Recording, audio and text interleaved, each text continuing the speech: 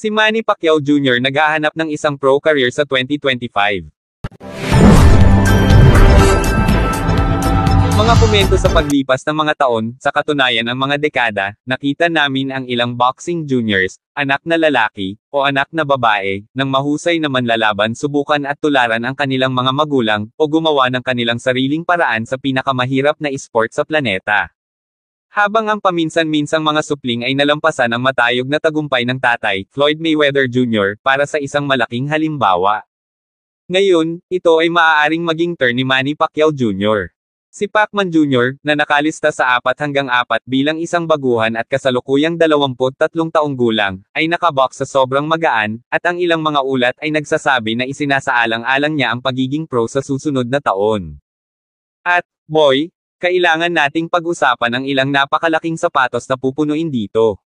Si Manny Pacquiao ay syempre kinikilala ng lahat bilang isang mahusay sa lahat ng oras, bilang isang super espesyal na manlalaban, isang tao na nanalo ng mga titulo sa mundo sa mas maraming timbang kaysa sa iba pang boksingero sa kasaysayan. At maaaring lumaban muli si Pacquiao sa 2025.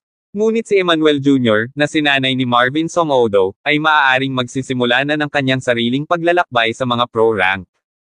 Ang Manny Jr. ay nagsasanay lamang araw-araw tulad ng iba ko pang manlalaban na profesional na manlalaban, sinabi ni Somono kamakailan sa WBN. Inaasahan namin na makipag-away sa kanya sa lalong madaling panahon, ngunit ang pangunahing bagay ay ang pagpapabuti sa kanya sa gym araw-araw. Ang pagiging pro sa hinaharap ay ang plano para sa kanya, at kapag nakita ko na siya ay handa na. Ang plano ay para sa kanya upang maging isang profesional na boksingero, ngunit hindi mo alam. Magaling talaga siya. Ang kanyang etika sa trabaho ay talagang mabuti. Nakikita mo siya sa gym araw-araw at hindi siya magrereklamo.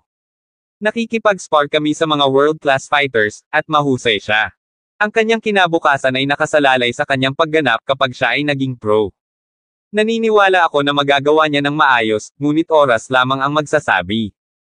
Kami ay syempre nakita ang ilang mga hugely promising fighters crash at burn sa lalong madaling panahon pagkatapos ng pagpunta pro, at ito ay karaniwang hula ng sinuman pagdating sa kung gaano kalayo si Manny Jr. maaari at ay pumunta. Ang orihinal na Pacman ay literal na nagugutom nang siya ay kumuha ng karera sa boxing, at ang kanyang literal at matalinghagang gutom ay nakatulong sa kanya ng husto habang siya ay sumuntok para sa sweldo. Kahit na si Pacquiao Jr. ay tulad ng gutom, bilang determinado, at oo, bilang desperado na gawin ito bilang kanyang matanda ay, well, sino ang nakakaalam? Ngunit sa kanyang tanyag na bantog na apelyido, ang pro debo ni Emmanuel Jr. na sa tuwing darating na ay tiyak na magpapatunay na isang malaking bagay. Magkano ang maaaring makamit ng susunod na Gen Pacman?